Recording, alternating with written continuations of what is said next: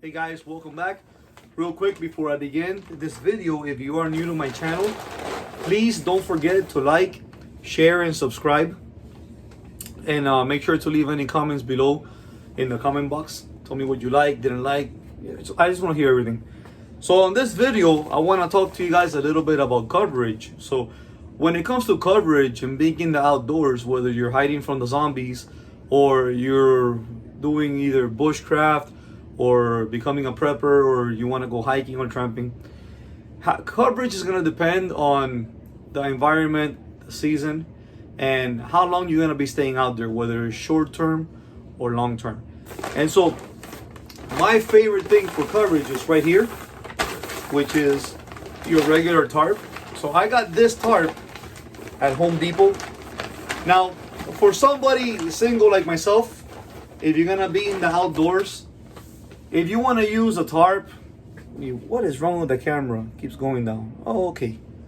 Let me fix it. All right. If you want to use a tarp,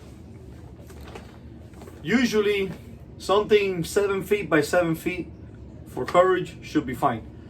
Me, on the other hand, I don't know why I have this thing where I like to always get the biggest thing out there. I guess I just like to have extra of everything. And the bad part about it is when you're going into the outdoors and you're carrying a pack, you really want to, pay attention to the weight and not hauling anything else than what's needed, just to make your trip easier or more comfortable or more convenient, however you want to call it. But me, I don't learn like that. I'm hard-headed. I don't mind a couple of extra pounds for me to haul.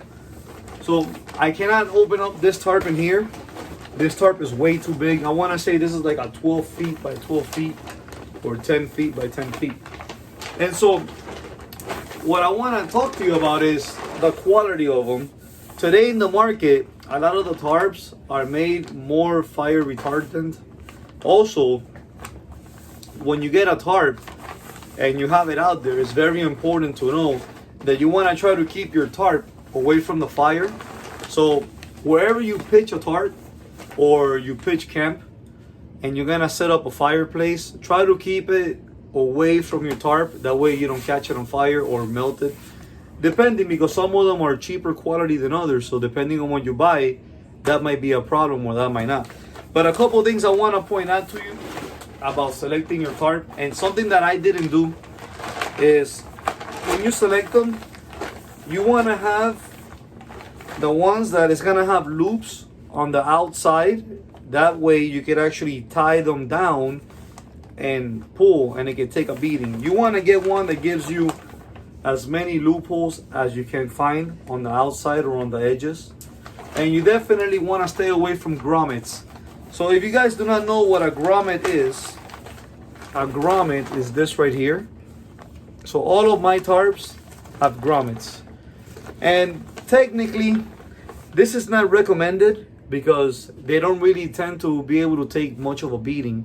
So once you tie them down and you put force on them, a lot of times the grommet will actually break around the edges and it might mess up your tarp.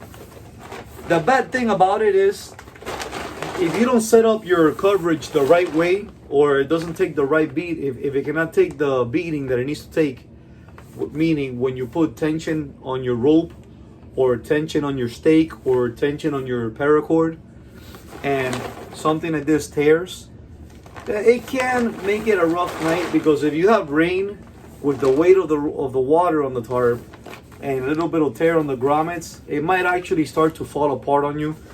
And if you don't set these things up in the right way, it can make the difference between a good enjoyable night or just being very uncomfortable.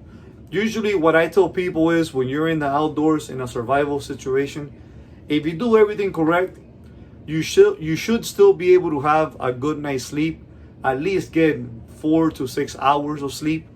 If you do not set everything up the right way and you go to bed, you're gonna be very uncomfortable. Even with your setup, you're not gonna have a good night's sleep. And believe it or not, those things do make a difference, whether you're gonna have a good time outdoors or whether you're looking at the quality of survival or extending your time in the outdoors or in nature or wherever you want to do.